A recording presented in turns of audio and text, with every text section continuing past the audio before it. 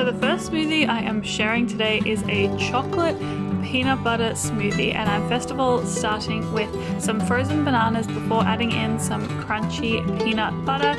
Then I added in 2 tablespoons of cacao powder. By the way, all of the measurements will be down in the description below.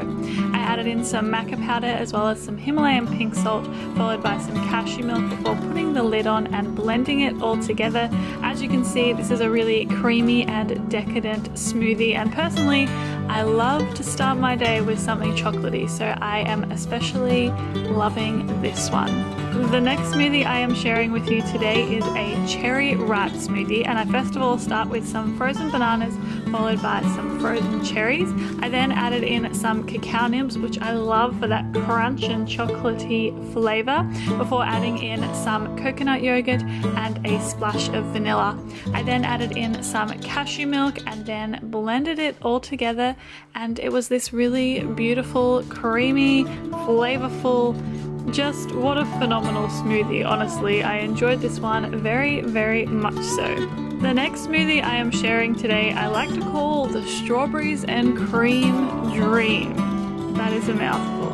And first of all, start with some frozen bananas, frozen strawberries, before adding in some coconut yogurt as well as some vanilla, of course.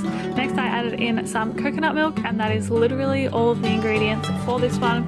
I put the lid on to my Vitamix and then pour her up once she is all blended. I absolutely adore the color of this one, that is for sure.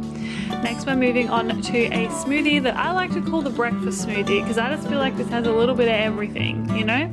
I start with some frozen bananas, followed by some frozen blueberries, black chia seeds, some rolled oats and coconut yogurt, as well as a splash of vanilla and then a plant milk of your choice. I think I used macadamia milk today, which is a favorite of mine.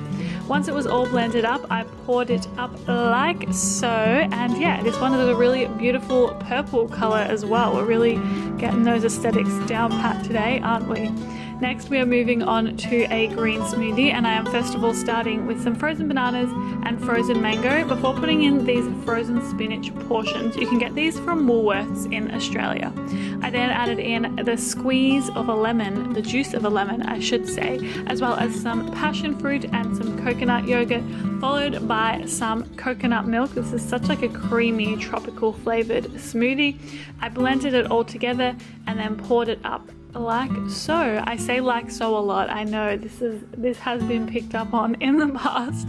Moving on, and I am making a really fruity sweet smoothie now. I am first of all starting with some frozen mangoes as well as some frozen pineapple before adding in some passion fruit as well as some orange juice and some coconut milk. Again, this is a very, very simple one, and I very simply blend it all together and then pour it up. This one was almost like a slushy sort of texture compared to the other creamy smoothies we've seen so far. The next smoothie is my absolute favorite, and it probably comes as no surprise that it is a chocolate hazelnut smoothie. In this one, we have frozen bananas, frozen avocado, roasted hazelnuts, cacao powder, pink Himalayan salt, as well as a splash of vanilla, and then filled it all up with some almond milk. I personally just love chocolate and hazelnut as a flavor together. I just don't think that there is anything that beats it, really.